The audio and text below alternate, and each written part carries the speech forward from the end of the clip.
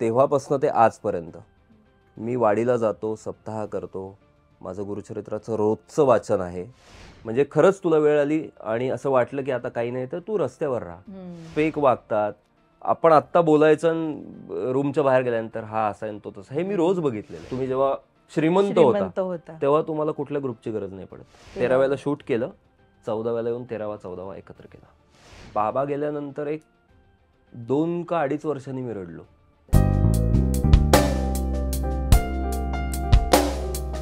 बरं मला सांग कसं आहेस, व्हॉट्सअप काय सुरू आहे? मस्त मजेत आहे, छान चाललंय. छान चाललंय. येस येस अगदीच. आणि आत्ताच पुण्यावरनं आलायस, तो मुंबई पुणे वारी चालूच असते का हा, माझी ती वर्षानुवर्ष चालू आहे वारी. कंटिन्यू महिन्यातनं 2दा-3दा मी कंटिन्यू जातच असतो पुण्याला, कारण मी मूळचा पुण्याचा आहे. आणि आत्ताच मागच्या महिन्यामध्ये आमचं शूट संपलं, आता मी शो करतो त्याचं. थोडीशी गॅप मिळाली म्हणून जरा या महिन्यात खूप वेळा जाणं झालं. अगदी. म्हणजे एक प्रोजेक्ट संपल्यानंतर आपल्याला जेव्हा गॅप असते तेव्हा ना दुसऱ्या प्रोजेक्टचं टेन्शन पण असतं. पण अनेक जण असं म्हणतात की आम्ही विचार करतो बाबा की आपल्याला स्वतःत काय इम्प्रूव्हमेंट करता येईल किंवा अजून काही वेगळा अभ्यास करता येईल का. तर मला तुझ्याबद्दल सांग, एक प्रोजेक्ट ते दुसरा प्रोजेक्ट या मधल्या वेळेमध्ये तुझी थिंकिंग नेमकी काय असते आणि तू काय करणं प्रेफर करतोस? मी सगळ्यात पहिले सांगू, मी टेन्शन घेत नाही. अच्छा. की आता काय होईल, पुढचं काम कधी मिळेल, काय करायचं. जे यायचंय ते तुमच्याकडे येतं, जे नाही येणार ते आलं तरी निघून जातं. त्याच्यामुळे मी फार विचार करत नाही, राहिलेली कामं करून घेतो आणि अशा गोष्टी करतो ज्यानी डोकं शांत राहील. आणि परत आपल्याला नवीन काम करताना आपण एनर्जेटिक पाहिजे. परत मी सगळं ते टेन्शन मध्ये असतो, मग ते नवीन काम आलं मग पटपट त्या घाईत सगळं करायचं, तसं मी करत नाही, शांतपणे करतो. प्रसाद, पण तुझ्या गोष्टीकडे वळण्याच्या आधी मला सांग, मी असं ऐकलंय तुझ्या स्पिरिच्युअल जर्नी बद्दल जी खूप स्ट्रॉंग आहे आणि तू वेगवेगळ्या प्रकारे इन्व्हॉल्व्ह आहेस कुठल्या ना कुठल्या गोष्टीमध्ये. सो एक तर त्याची सुरुवात नेमकी कुठून झाली होती आणि आता तुझा कशा प्रकारे तो प्रवास चालू आहे? अगदी पहिल्यापासून सांगायचं तर माझ्या बाबांपासून आमच्या घरात गुरुचरित्राचं वाचन चालू आहे. तर मी लहानपणापासून ते घरात बघतोय. घरातली पूजा नॉर्मल ते सगळं चालूच होतं. पण 9वी-10वीला मी असेन, 8वी का 9वी, त्यावेळेस मी बाबांना पहिल्यांदा विचारलं की बाबा हे मी वाचू का एकदा. तर मला बाबा म्हणले की अरे एवढं सोपं नाहीये, पण तू एक अध्याय वाचायला सुरुवात कर. मग मी काही महिने, मला वाटतं 1 वर्षभर मी ते वाचलं, मला ते जमलं. आणि एकदा असं झालं की मी बाबांना म्हणलं, बाबा दरवर्षी सप्ताह करायचंय. म्हणलं बाबा यावर्षी मी पण करतो. बाबा म्हणले नाही प्रसाद, त्याचे नियम आहेत आणि हे सगळं आहे, उगाच चेष्टा नको. नाही म्हणलं मी मन लावून करीन. आणि पहिला सप्ताह मी घरी केला आणि दुसरा मी डायरेक्ट नरसोबाच्या वाडीला गेला. आणि मला कशाचं काही माहिती नव्हतं. देव तुम्हाला सांगत असतो की तू कर, किंवा त्या गोष्टी देवाकडनं येत असतात. आणि गंमत सांगायची तर बरोबर 1.5-2 वर्षांनी माझा एक मित्र आहे रोहित हिंगे म्हणून, तो वाडीला बरेच वर्ष आधीपासूनच जातोय त्याच्या घरातले. तर मी त्याला सहज म्हणलं अरे नरसोबाच्या वाडीला जायचंय. तर तो म्हणला तू जा, बाकी सगळी सोय मी करतो तुझी. म्हणजे ते ऑटोमॅटिक सगळं घडत गेलं. आणि मी तेव्हापासून ते आजपर्यंत मी वाडीला जातो, सप्ताह करतो, माझं गुरुचरित्राचं रोजचं वाचन आहे. माझं एकही दिवस चुकलेलं नाही. म्हणजे मी उगाच सांगायचं म्हणून नाही सांगत, एकही दिवस वाचन चुकत नाही. आणि काही अध्याय जे मला आता तोंडपाठ झालेत त्यातले, त्यामुळे रोजच्या पूजेच्या बरोबर मी ते अध्याय म्हणत असतो. आणि याचे अनुभव सुद्धा येत असतील ना? खूप येतात, खूप अनुभव येतात. म्हणजे मी पहिला जो प्रश्न तू विचारलास ना की काम संपल्यावर काय, मी त्यांच्यावर सोडून देतो. आणि ते बरोबर करतात. आणि मला हा पूर्ण विश्वास आहे की आता ज्या ज्या परिस्थितींमधनं मी पुढे आलोय त्या सगळ्या प्रत्येक क्षणात महाराज होते बरोबर. म्हणून मी आता इथे येऊन शांतपणे बसून तुझ्याशी बोलतोय. अगदीच. आणि आपलं ना पर्सनॅलिटीमध्ये म्हणा किंवा वागण्या बोलण्यात विचारांमध्ये सुद्धा फरक पडतो जेव्हा एक स्पिरिच्युअल जर्नी आपल्यासोबत सुरू असते, राईट? मला सांग, जेव्हापासून तू सुरुवात केलीस ते आतापर्यंत तुला स्वतःला स्वभावात, वागण्या बोलण्यात बदल जाणवतात तुझ्या? तसं बघायला गेलं तर ना पहिल्यापासून म्हणजे घरामध्ये म्हणजे कधी असं शिवीगाळ किंवा ह्या गोष्टी कधी घरात मी लहानपणी पण बघितल्या नव्हत्या. म्हणजे सांगितलं तर खोटं वाटेल, मला बाबांनी कधीच मारलं नाही. अरे वा. मला आईने भरपूर मारलं, पण बाबांनी कधीच मला मारलं नाही. त्याच्यामुळे मला ना समोर पहिल्यापासून मी काय म्हणूया, असं म्हणतात ना की ते असं रॅश, असं विचित्र बोलणारं असतं, तसं मी पहिल्यापासून नव्हतो. त्यामुळे मी सॉफ्ट स्पोकन नाहीये मी, पण मला पहिल्यापासून ती सवय आहे की मला ना गप्पा मारायला खूप आवडतं पहिली गोष्ट. त्यामुळे मी समोरच्याशी आधी 1-5 मिनिटं बघतो बाबा ह्याचा काय स्वभाव आहे, कसा आहे, आणि मग मी बोलायला सुरुवात करतो. त्यामुळे ना फरक म्हणशील तर ना माझा पेशन्स माझे वाढलेत या आध्यात्मिक ह्याच्यामुळे. कारण मी तेच म्हणलं ना, तुम्ही पुढे काय होईल ह्याचा जास्त विचार केलात ना तर आत्ताचा सगळा वेळ खराब होतो. त्याच्यामुळे तुम्ही आत्ता जे करता ना ते मन लावून करा, मग पुढे ते ऑटोमॅटिक जात राहतं. आणि जेव्हा डल मुवमेंट्स असतात तेव्हा हेच अनुभव म्हणा किंवा तू जे काही पारायण करतोस त्यातनंच येणारी पॉझिटिव्हिटी तुला मदत करते मी बाहेर खरं निघायला? सांगतो, मी खूप वेळा मला जर डिप्रेशन नाही येत कधी, पण असं कधी येतं कधी कधी सेल्फ डाऊट पण येऊ शकतं. की बाबा आता काही गडबड आहे. मी सिरियसली सांगतो, मी गाडी काढतो आणि मी नरसोबाच्या वाडीला जातो. 2-3 दिवस तिथे राहतो, सेवा करतो महाराजांची आणि परत येतो. आणि मी परत आल्यावर जातानाचा आणि परत येतानाचा ह्यात जमीन आसमानाचा फरक असतो. कारण आता ज्या फील्डमध्ये आपण वावरतो ती खूप ग्लॅमरस फील्ड आहे आणि स्पिरिच्युअल गोष्ट ही ऑल टुगेदर वेगळी आहे. साधारण ना ग्लॅमर वर्ल्डच्या लोकांकडे बघताना कोणाला अंदाज नसेल येत की हे स्पिरिच्युअली सुद्धा इतके कनेक्टेड असतील. तुला पण असं कधी कोणी म्हटलं होतं किंवा बोलण्यात? सॉरी, मी करतो निगेटिव्ह भूमिका जास्त. एक्झॅक्टली. त्याच्यामुळे बरेचसे लोक म्हणतात काही बडबडतो, असं शक्यच नाही. पण पूर्ण उलटी पर्सनॅलिटी आहे माझी. बरोबर. आणि ना समोर मी म्हणलं ना, पहिल्या लहानपणापासून आपल्यावर जे संस्कार होत जातात, आपल्या घरात जे आपण बघत असतो त्या सगळ्या गोष्टी आपण हळूहळू पुढे नेत असतो. पण ह्या क्षेत्रात आल्यानंतर मला जे सगळे अनुभव आले, तर मी अजूनही माझ्या वडिलांना, आईला आणि महाराजांना रोज पाया पडतो की मला आधीपासून तुम्ही चांगल्या गोष्टी शिकवल्या, त्यामुळे मी ह्या गोष्टी सहज फेस करतो. तरायला मदत होते. खूप मदत होते. अगदी. तू आता म्हणालास की 8वी-9वी पासून तू हे सगळं करतोयस. खरं तर लहानपणी ना कुठेतरी ते अभिनयाचा किडा म्हणा किंवा ती थोडीशी चुणूक असल्यावर असं म्हणतात हा अभिनेता बनेल किंवा हा या क्षेत्रात जाईल. तुझ्या बाबतीमध्ये काय होतं? बाळाचे पाय पाळण्यात दिसत होते आधीपासून? हो, म्हणजे मलाच दिसत होते, बाकी कोणाला नाही. घरातलं कोण नाही ना? नाही, कोणीच नाही. माझे बाबा मला सपोर्ट करत होते या सगळ्यात. आईला अजिबात इच्छा नव्हती की इकडे यावं वगैरे. तर गंमत अशी झाली की 6वी-7वी पासून माझा मित्र आहे यश म्हणून. आम्ही एकत्र पहिल्यापासून सगळंच आम्ही पहिल्यापासून एकत्रच करत आलो. तर का माहिती नाही मला, मी त्याला ना 6वी-7वी पासून म्हणायचो, यश मला इकडे काम करायचं, ऍक्टर व्हायचं आणि मी मुंबईला जाणार. काय करणार, कुठे जाणार काही माहिती नव्हतं ना, त्याला काही माहिती होतं. आम्ही खोटं वाटेल, आम्ही अवंतिका वगैरे जेव्हा होत्या तेव्हा आम्ही शूटिंग बघायला कॅम्पमध्ये वगैरे जायचो, सायकलवर डबल सीट मी आणि तो. आणि एकदाही शूटिंग आम्हाला दिसलं नाही. आणि बऱ्याच ठिकाणी पुण्यात पूर्वी शूटिंग व्हायची बघ, कॉलेजमध्ये किंवा कुठे असायचं, कळलं की आम्ही जायचो पण तोपर्यंत शूटिंग संपलेलं असायचं. तेव्हापासून माझ्या डोक्यात ते होतं की आपल्याला काहीतरी करायचंय.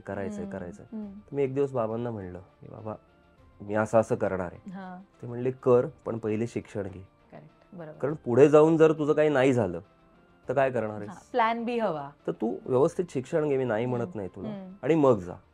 मग मी आपलं शिक्षण घ्यायचं म्हणून मी ते घेतलं, बीकॉम झालो. पण कॉलेजमध्ये ना मी पुरुषोत्तम करंडक, नंतर पु ल देशपांडे या सगळ्या ज्या एकांकिका स्पर्धा या इतक्या मन लावून केल्या ना, आणि मला त्याचा खूप फायदा झाला. आणि मग बाबा मला म्हणले की नाही बाबा काहीतरी करू शकशील असं दिसतंय, तू जा.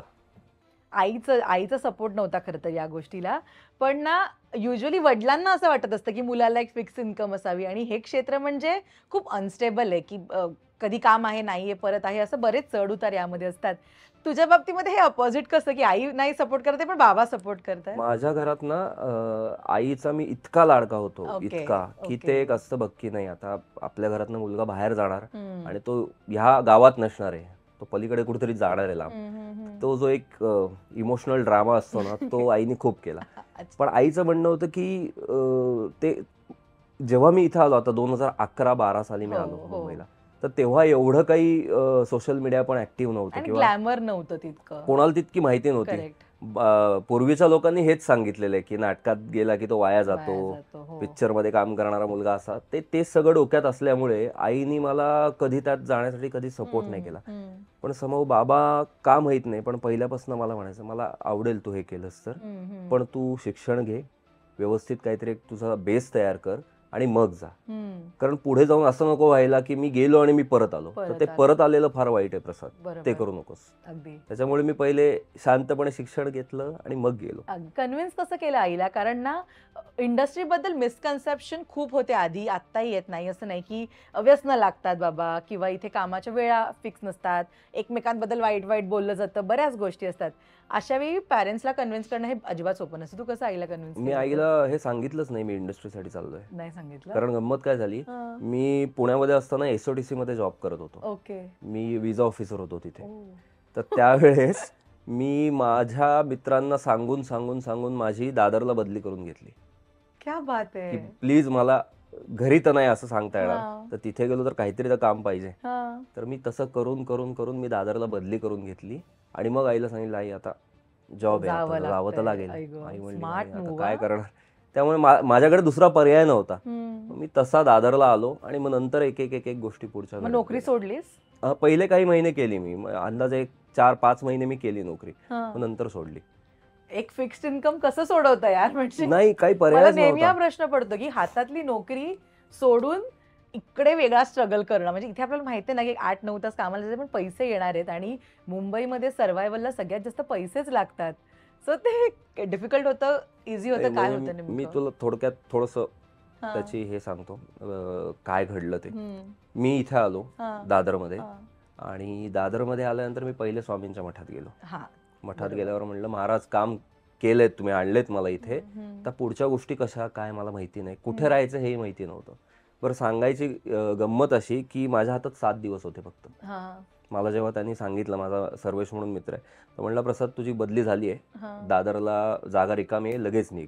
हां. म्हणलं हां, आता महिन्याभरात असेल ना जॉईन. तर म्हणला नाही, 7 दिवस, 1 आठवडा. हम्म. म्हणलं अरे राहू कुठे, राहायची हम्म. जागा नाही, काही नाही. हम्म. तर त्यावेळेस मला माझे बाबा म्हणले होते की प्रसाद काही झालं ना तरी कोणते नातेवाईकाच्या घरी नको राहू. हम्म.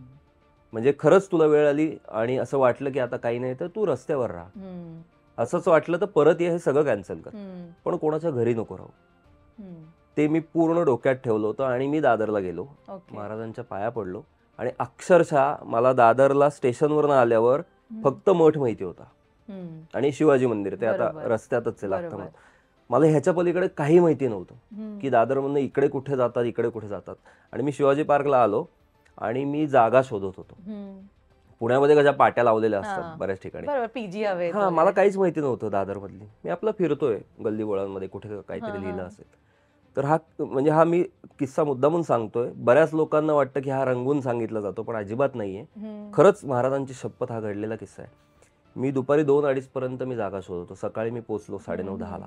तेव्हापासून मी शोधतोय, काहीही घडलं नाही. मी बाबांना फोन केले, म्हणलं असं आहे तसं. बाबा म्हणले होईल, काळजी करू नको, बघू. आणि मला ना एक माणूस भेटला. मी चहा प्यायला थांबलो होतो. पांढरे कपडे, सदरा आणि लेंगा घातलेला साधा माणूस होता. मला त्याने डायरेक्ट प्रश्न विचारला, प्रसाद नाही, अरे कुठून आलास? म्हणलं काका मी असा पुण्याहून आलोय. त्यांनी मला पहिला प्रश्न विचारला, झालं का जागेचं काम? तर मी म्हणलं तुम्हाला कसं कळलं? ते ठीक आहे, तुझं झालं का काम? म्हणलं नाही. म्हणले चल माझ्याबरोबर. त्यांच्याबरोबर गेलो. 1-2-4 चाळी सोडल्यावर ते मला म्हणले इथं थांब, तुला हाक मारलं की वर ये. मी थांबलो 1-5-10 मिनिटं. मग त्यांनी हाक मारली, मी वर गेलो.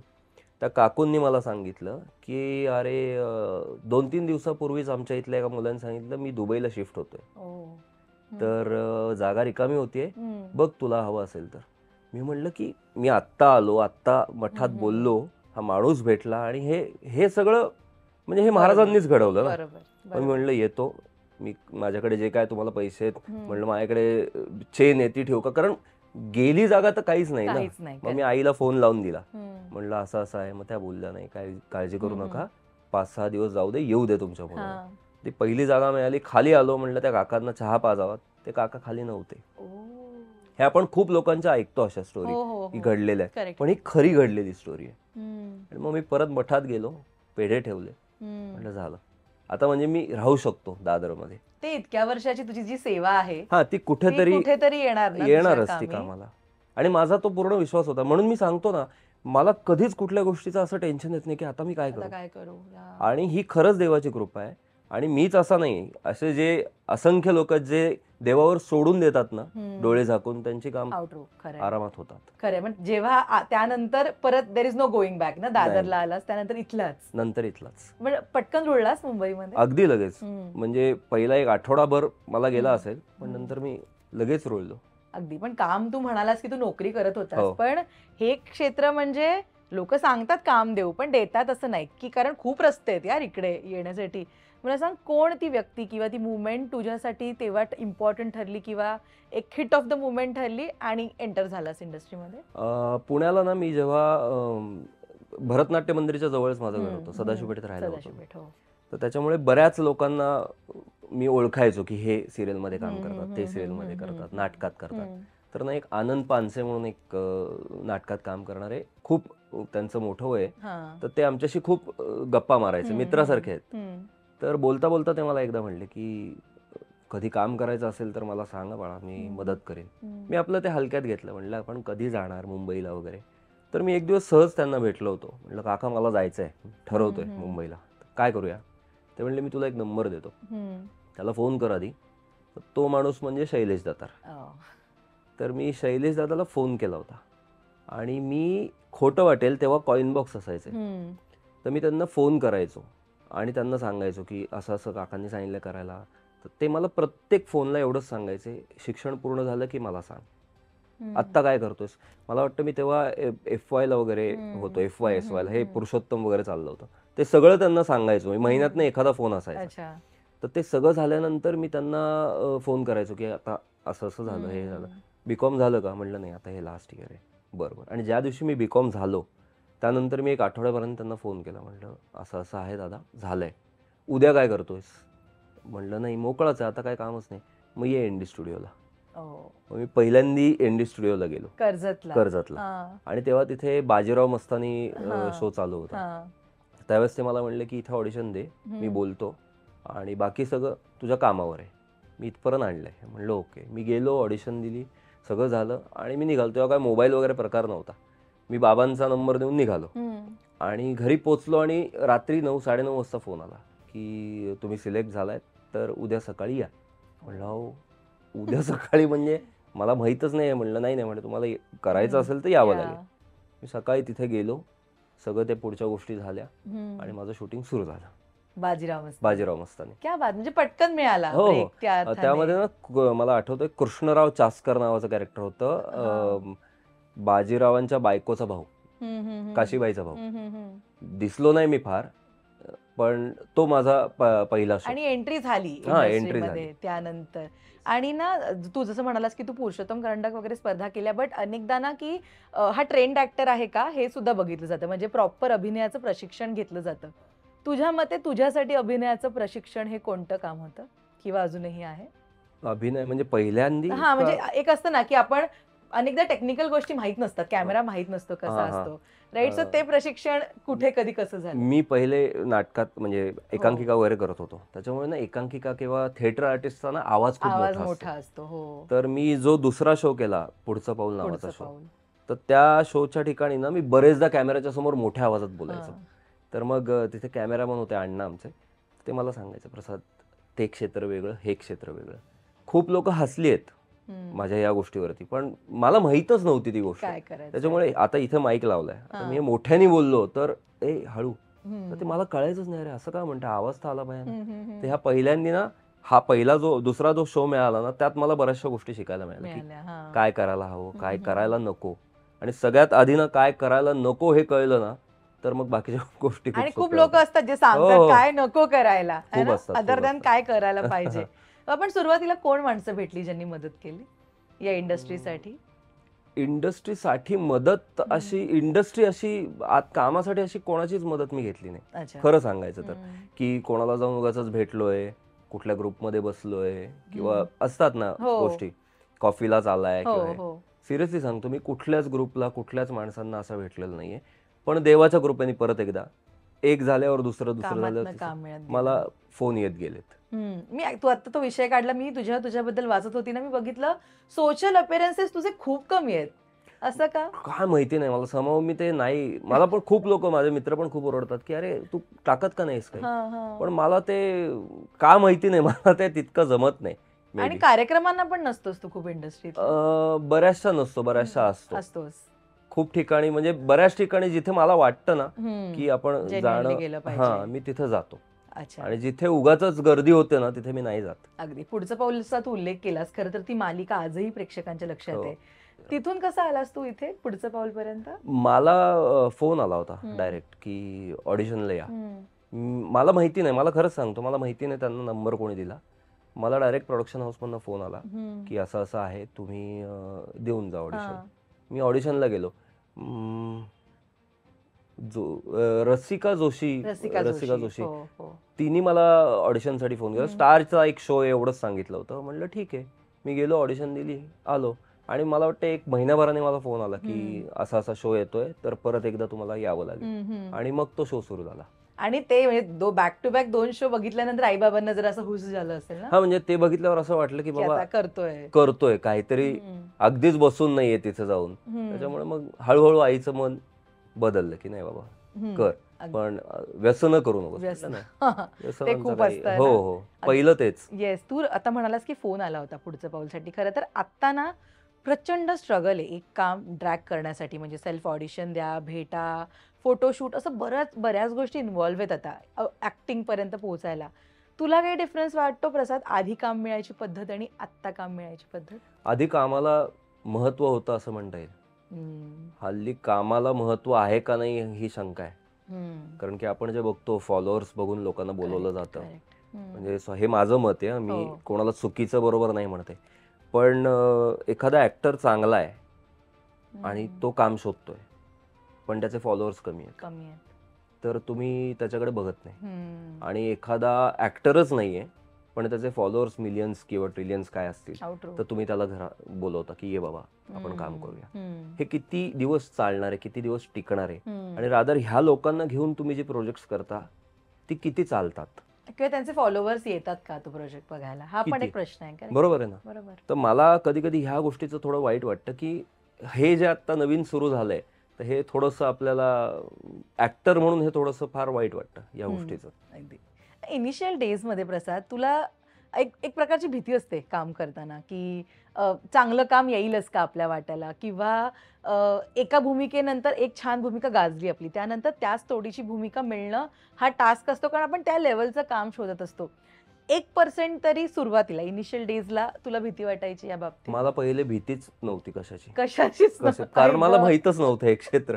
अगदी खरं सांगतो, म्हणजे आपण काय वागतोय, काय बोलतोय, मला काहीच माहिती नव्हतं. मग हळूहळू मी सांगतो ना, मला लोक खरंच खूप चांगली भेटत गेली ह्या एकंदर ह्या प्रवासामध्ये. त्यांनी मला सांगितलं, म्हणजे काही लोकांनी हक्काने सांगितलं, काही लोकांनी चिडून सांगितलं, काही लोकांनी मित्र म्हणून सांगितलं की प्रसाद तू हे करू नको, हे चुकीचं आहे, हे इथे चालत नाही. अच्छा हो का. कधी कधी काय होतं, आता मी तुझ्याशी बोलतोय, आपली पहिली भेट आहे, आता मी बोलता बोलता तुझ्याशी काहीतरी मस्करी केली, काही गंमत केली, ती तुला आवडेलच असं नाही. बरोबर. तर हे पूर्वी मला कळायचं नाही सुरुवातीला. मी आपलं गमतीत बोलायचो, मग अरे असा का रिॲक्ट झाला, माझं काही चुकलं का. मग मी मित्राला विचार किंवा कोण असेल तर नाही होईल म्हणलं, अरे पण मी सहज बोल, नको बोलू परत, चुकीचं आहे. या अशा छोट्या छोट्या गोष्टी मला कळत गेल्या. मग नंतर म्हणलं ठीक आहे, कसे आहात, बरे आहात, छान. मग ते आपण आपल्या बोलण्यातच बदल करून घेतो ना, की नको बाबा चारात लांब राहूया पूर्ण. आणि मी खरं सांगतो, मला ना ह्या गोष्टीची कधीच भीती नाही वाटली की मी काम करतोय, हे मी कसं करतोय, काय करतोय सांगायला डिरेक्टर आहे ना समोर, आणि चुकलं तर ते सांग. म्हणजे आत्ताचे डिरेक्टर आणि त्या काळचे डिरेक्टर ह्यात काही फरक नाहीये. फरक एवढाच आहे की ह्यांचा टीआरपी किती आणि ह्यांचा टीआरपी किती आणि किती वेळात काम करायचं. बरोबर. डिरेक्टर नाही बदललेले, बरोबर आहे, त्यांचं काम करायची पद्धत नाही बदलली, फक्त त्यांना जे टाइम लिमिट घालून दिलं जातं ना की एवढ्या वेळात झालंच पाहिजे, त्यामुळे ते जे पळतात ना, मग बऱ्याचशा गोष्टी त्यामध्ये मिस होतात. ऍक्टिंग वाईज सांगतोय मी. इनिशियल डेजला स्ट्रगल तर झालाच असेल. स्ट्रगल म्हणजे खरंच सांगतो, मी स्ट्रगल उगाच केलाय सांगायचं म्हणून मी काही सांगणार नाही. मी काही स्ट्रगल केलेलं नाहीये, अगदी सिरियसली सांगतोय मी तुला. का सांगतो माहितीये का, कारण मला माझ्या वडिलांनी ना एक गोष्ट पहिल्यापासून शिकवली, म्हणजे ह्या क्षेत्रात असं नाही, कुठे कुठेही जा, जे येईल ते आनंदाने स्वीकार. कारण की म्हणजे आजची परिस्थिती उद्या नसणार आहे. आज तू गाडीतनं फिरतोस तर उद्या गाडी असेलच असं नाही. बरोबर आहे. सो गाडी नसतानाचे दिवसही बघ आणि असतानाचे दिवस बघ. हो. त्यामुळे तुला त्रास नाही होणार प्रसाद कधीही कुठली गोष्ट. आणि कुठलीच गोष्ट कधीही फिक्स नसते की आता तुझ्याकडे नाहीये तर ते कधीच नाहीये, आणि तुझ्याकडे आहे तर तू जगातला श्रीमंत, असं कधीच होत नाही. प्रत्येकाचा अपडाऊन आहेच आहे आयुष्यात. तर ती आनंदाने स्वीकार. त्याला फेस कसं करता येईल ह्या गोष्टीकडे लक्ष दे आधी, नाही तर तुझं काम मागे पडत राहील. मग मी इकडेच कसा जाऊ, मग मी ह्यालाच कसा भेटू, मग आता माझ्याकडे गाडीच नाहीये. तू आहेस असा जा. उगाच समोरच्याला छान वाटेल म्हणून स्वतःला नको बदलू. तर हे मी पहिल्यापासून इतकं डोक्यात ठेवलं होतं ना, त्यामुळे मी खरं सांगतो, मी स्ट्रगल असं काहीच नाही केलेलं. स्ट्रगल म्हणजे मी एक गंमत होती, मी जिथं दादरला राहायचो ना, त्या काकूंचं एक गडबड होती अशी की ते रात्री 12 नंतर दार बंद करून घ्यायच्या. आणि शूटिंगचं मला एवढं माहिती नव्हतं ना, उशीर होईल. बरोबर. पहिले मी जॉबला जायचो तर आपलं वेळेत व्हायचं. तर 2-3 वेळा काय झालं, माझं 1:30-2 वाजता पॅकअप झालं. आणि मी राहायला दादरला, शूटिंग अंधेरीला. तिथनं येईपर्यंत 2 वाजले. 2-2:30 पर्यंत पोहोचलो. मी दार वाजवतो उघडेच ना. मग मी दादरला आपला सेना भवन आणि मठ ह्याच्यामध्ये बसायला जागा आहे. बरेचदा मी तिथे बसलेलो आहे. पोलिसांची गप्पा मारत बसायचो रात्री. काय दुसरा पर्यायच नाही ना. मग सकाळी 6-6:30ला दूधवाला आला की त्या दार उघडायच्या. तोपर्यंत दार उघडायच्याच नाही. दूधवाल्यासोबत घरी त्याच्याबरोबर घरी जायचं. मग परत आवरून ऑफिस. हे मी बरेचदा केलेलं आहे. तर मग मी त्यांना एकदा म्हणलं काकू असं मी किती दिवस करू. तर त्या म्हणल्या की आम्ही सिरियलवाल्यांना ठेवत नाही. म्हणलं बरं ठीक आहे. त्यांचंही बरोबर आहे, मी पहिले जॉब करणार होतो ना. तर मी म्हणलं बरोबर आहे, पण संध्याकाळी टीव्हीवर सिरियलच बघता तुम्ही. मग ते म्हणले नाही बरोबर आहे बाळा तुझं, पण ते थोडं टायमिंग आणि ठीक आहे म्हणलं. सोडलंच ते घर. मी म्हणलं मला 1 महिना द्या, मी शिफ्ट होतो दुसरीकडे. मग मी तिथनं शिफ्ट व्हायचं ठरवलं दादरमधनं.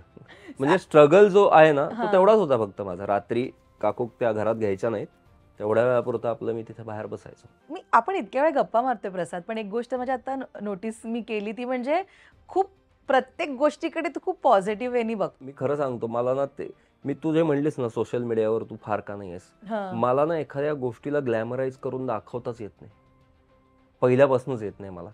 आणि मी जसा आहे तसा आहे. आणि ज्यांना आवडतो त्यांना आवडतो, ज्यांना नाही आवडत त्यांना नाही आवडत. तुला मी आवडायला पाहिजे म्हणून मी काहीतरी वेगळं करणं, मग माझं काहीच नाही ना. काहीच नाही होणार. मग मी प्रसाद लिमाई म्हणून मग मी काय शून्य आहे. म्हणजे मी समोरच्याच्या हिशोबाने वागतोय ना. त्याच्यामुळे मी पहिल्यापासून आहे असं इंडस्ट्रीत आलोय मग काहीतरी वेगळं वागलंच पाहिजे असं काही नाहीये. असं काही नाही. पण तू स्वतः कधी बदल केलेस काय वागण्या बोलण्यात, अपीअरन्स मध्ये? मी तेच जे मगाशी सांगितलं ना की थोडंसं कधी कधी समोरच्याला आपली मस्करी कधी कधी नाही पचू शकत, किंवा कधी कधी स्पष्ट बोलणं कोणाला पचू शकत नाही.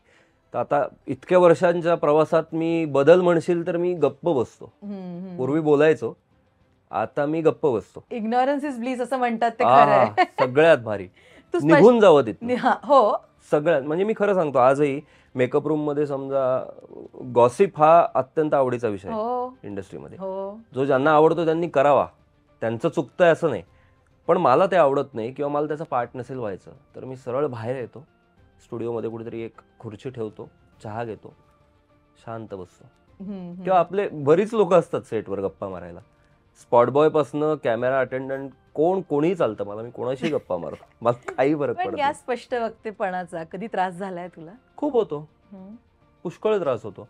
अरे ह्याच्याशी कसं बोलायचं, मग नाही नको, ह्याला सांगितलं तर मग आपलं काम अडेल, मग त्याला सांगितलं तर. हे मी खूप बघितलेलं आहे आणि समोरासमोर बघितलेलं आहे. आणि मी तेच म्हणतो ना की मी आहे हा असा आहे. बरं मी आहे हा वाईट नक्की नाही आहे की समोरच्याचं मी नुकसान करेन असं काही नाही. बऱ्याचशा गोष्टी मलाही एखादा येऊन विश्वासाने सांगतो तर मी ते माझ्याचकडे ठेवतो. आता तुम्हाला सांगितलं ना, पुढच्या वेळी मी काढतो. हे मला हे आवडतच नाही. मला तुम्ही आहात त्या समोर बोला. तुला मी नाही ना पटलो तर मला सांग ना तोंडावर की प्रसाद हे चुकलंय, मला आनंद होईल, मी बदलीन, तुझ्याशी वेगळं वागीन. पण उगाच फेक वागतात.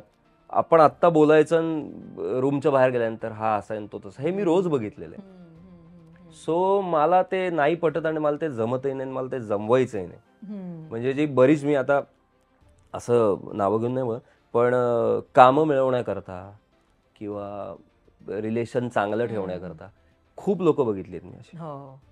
खूप, म्हणजे तू तर माझ्यापेक्षा रोज भेटतेस असंख्य लोकांना, तुलाही जास्त माहिती असेल, पण मी अशी लोक बघितली आहेत की नाही कसे आहात सर, मॅडम कसे, वाग ना नॉर्मल, राहा ना नीट. तू चांगलं काम केलंस ना की सगळे तुझ्याशी चांगलं बोलतात. तू कामाकडे लक्ष दे, बाकीच्या गोष्टींकडे लक्ष देऊन आणि टाइमपास करून मला नाही वाटत ते फार काळ टिकतं. आणि आता सगळेजण ग्रुपिझम बद्दल बोलायला लागलेत की ग्रुपिझममुळे तुम्हाला काम मिळतं किंवा काम मिळतही नाही, बिकॉज 30 लोक एकत्र येऊन काम करतात. सिन्स तू 2011 पासून काम करतेस, आता 2025, तुला कधी असं वाटतंय की ग्रुपिझमचा फटका आपल्याला बसतो आहे किंवा आपण एका पर्टिक्युलर ग्रुपचा भाग असायला हवं होतं नाही, का? मी महाराजांना रोज नमस्कार करतो, मला कुठल्या ग्रुपमध्ये टाकलं नाहीत. हा खरं, कारण तुझा आणि माझा ग्रुप आहे एक, समज. आपण एका ग्रुपमध्ये छान काम करतो, आपण 5 वर्ष कंटिन्यू वेगवेगळे प्रोजेक्ट केले. 6व्या वर्षी एखादा चांगला नवीन माणूस मला घेताना 10 वेळा विचार करणारच ना की अरे ह्या ग्रुप मधला आहे, ह्याला घ्यायचं नाही घ्यायचं, मग ह्या ग्रुप मधल्याला घेतलेलं, मग ह्याचं ह्याच्याशी काय त्याचं, ती नकोच ना लफडी. मी माझं काम करतोय, माझं काम आवडलं तुम्हाला घ्या, नाही आवडलं नका घेऊ. मी काम करायला आलोय ना. ग्रुपिझम, मैत्री आणि ह्या सगळ्या गोष्टी ऑटोमॅटिक होतात. आणि मी खरं सांगू का, हा निसर्ग नियम आहे. तुम्ही जेव्हा काहीतरी चांगलं करता, तुमचं नाव होतं, तुम्ही मोठे होता, तुमच्याकडे पैसे येतात, किंवा काय म्हणूया एक साध्या भाषेत तुम्ही जेव्हा श्रीमंत होता, तेव्हा तुम्हाला कुठल्या ग्रुपची गरज नाही पडत, तेव्हा तुम्हाला कोणाचीही गरज पडत नाही. तुम्ही जसे असाल, मग तुम्ही किती खोटं वागा, नाही काय बोलला बघा, तोपर्यंत आपण शांत राहायचं. प्रत्येकाचा दिवस येतो, बरोबर आहे, आणि ते बघतायत. माझा पूर्ण विश्वास आहे आणि मी त्यांच्यावर सोडतो. तू माझ्याशी आत्ता वाईट वागलायस ना, तुझं कर्म ते बघतायत, मी नाही वाईट वागणार. मला काही शिकवलेलंच नाही असं की समोर त्याचं वाईट चिंत, त्याचं वाईट व्हावं असा विचार कर. मी माझं काम करतोय आणि माझा पहिल्यापासून स्वभाव आहे, मला जमेल तेवढी मी मदत करतो समोरच्याला. प्रत्येक वेळी पैशाची मदत नको असते. खूप लोक आहेत आपल्या इंडस्ट्रीत, म्हणजे मी आता 2-3 दिवस झाले काही लोकांच्या पोस्ट बघतोय की आता मी ठरवलंच आहे इंडस्ट्रीमध्ये हेच आहे, ग्रुपिझम आता जे बोललो आपण, मग मला आता राहायचंच नाही. ही वेळ काय येते, प्रत्येक गोष्टीला पैसा हे उत्तर नाही, प्रत्येक गोष्टीला काम हे उत्तर नाही. माझं असं म्हणणं आहे की तुमच्याकडे जर समोरच्याशी बोलायची ताकद आहे ना, त्याला खरंच बोलवा, कुठेतरी भेटा, त्याला गरज आहे. आज खूप लोकांना गरज आहे, त्यांना बोलायला माणसंच नाही. खूप लोकांना मित्र किंवा घरातले ऐकून घेत नाहीत म्हणून स्वतःला कोंडून घेतात. कित्येक लोक बघितलेत मी तर म्हणतो त्याला उचल, कुठेतरी जवळ मठात घेऊन जाण, महाराजांच्या पायावर घाल, पुढचं काम ते करतील. पण त्याला तुम्हाला जमते तर मदत करा ना. काय बघा असंच आहे, तो तसं आहे. कोणी ना, मी खरं सांगू तुला, व्यसन कोणी आवड म्हणून नाही करत. बरोबर. माझं तर स्पष्ट मत आहे, जी लोक मनाने वीक असतात ना, ती लोक व्यसन करतात, कारण त्यांना तो विश्वासच संपलेला असतो की काहीतरी आपण बरं करू आयुष्यात. ते व्यसन करत राहतात. स्टाईल बिल वेगळी गोष्ट आहे, पण त्याच्या मागे तू बघ, म्हणजे तुझ्या आयुष्यात जी लोक व्यसन करणारे असतील ना, एकदा बोलून बघ त्यांच्याशी, आतमध्ये खूप खोलवर काहीतरी गडबड असते. तोपर्यंत ते तिकडे वळतच नाहीत. मी खरं सांगतो, 11 वर्षात, आता विषय निघाला नाही आपला, पण मी सांगतो, मी 11ला आलो मुंबईमध्ये. माझं काम चालू झालं 12मध्ये, आणि देवयानी नावाचा मी शो करत होतो. 2012च्या एंडिंगला माझा शेवटचा एपिसोड होता त्याचा. 27 डिसेंबरला मी शूट संपलं माझं. मला आठवतंय, कांदिवलीचा तो आहे तो स्टुडिओ, तिथे मी शूट करत होतो. मला बाबांचा फोन आला, अरे आनंद अभ्यंकर आपले, त्यांचा ऍक्सिडेंट झाला होता. मला बाबांचा फोन आला, प्रसाद असं असं झालं रे, चांगला माणूस गेला वगैरे. आम्ही बराच वेळ बोललो. आणि 31 डिसेंबरला आम्हाला रत्नागिरीला जायचं होतं, आई बाबा मी. तिकडे आमचं लक्ष्मी केशव म्हणून हे कुलदैवत. तर त्यावेळेस बाबा मला म्हणले आपण जाऊयात, आणि माझे वडील रेल्वेमध्ये होते, त्यामुळे बाबांना AC पास सगळं होतं. म्हणलं बाबा तुम्ही व्हा पुढे, मी येतो, कारण नाईट शिफ्ट झाल्यात, मी जरा 2-3 दिवसांनी येतो. काय झालं कसं झालं मला माहित नाही, ते नेमके गेले त्यावेळेस एशियाडनी बसनी, आई बाबा. आणि 30 तारखेला बाबा आणि आई निघाले, 29ला निघाले, आणि 30ला सकाळी मला फोन आला ताईचा की आई रडतीये, बाबांना ऍडमिट केले. म्हणलं का, हे कसं झालं काय, मला काही माहिती नव्हतं. मी फोन केला आईला, आई म्हणली बाबांना हार्ट अटॅक आलाय, तर तू निघ.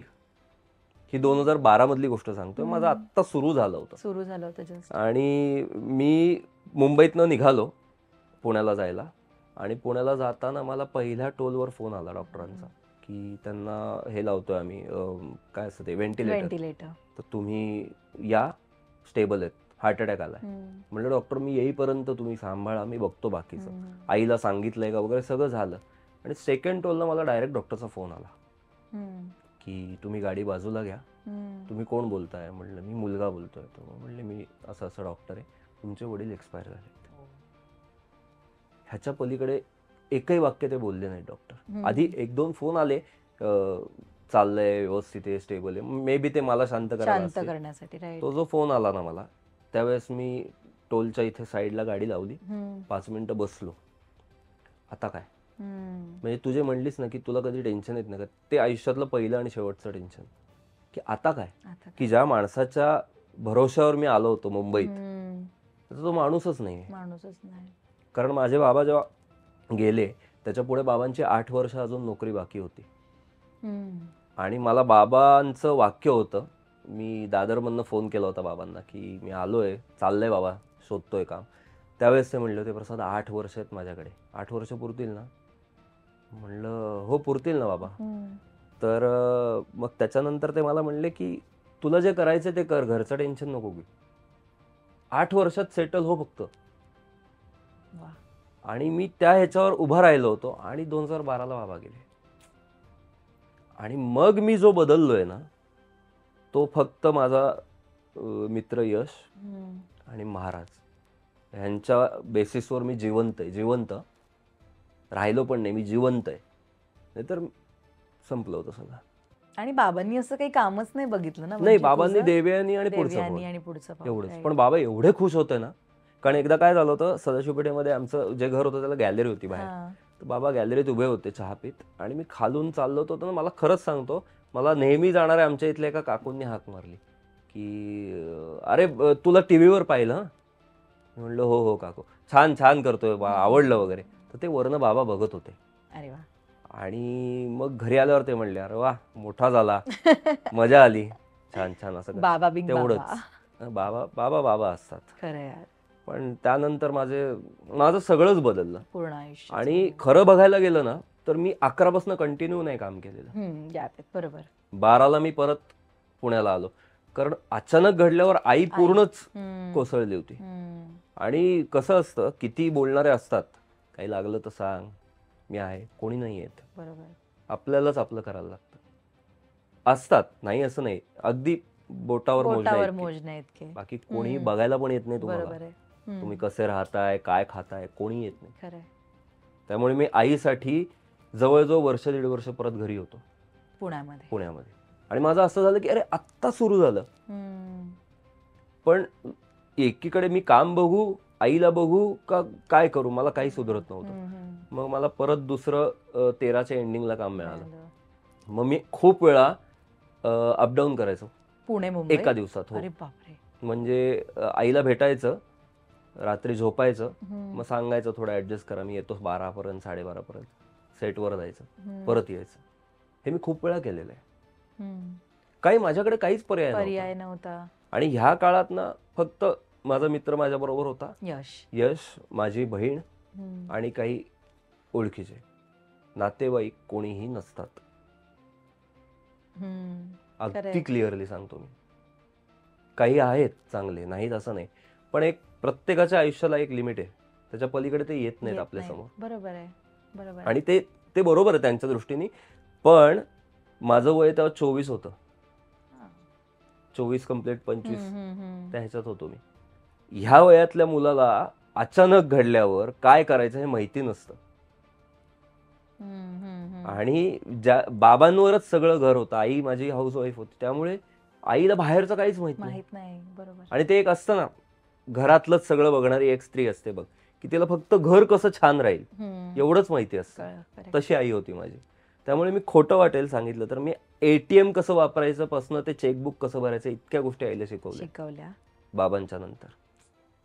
काय माझ्याकडे काय ऑप्शनच नव्हता.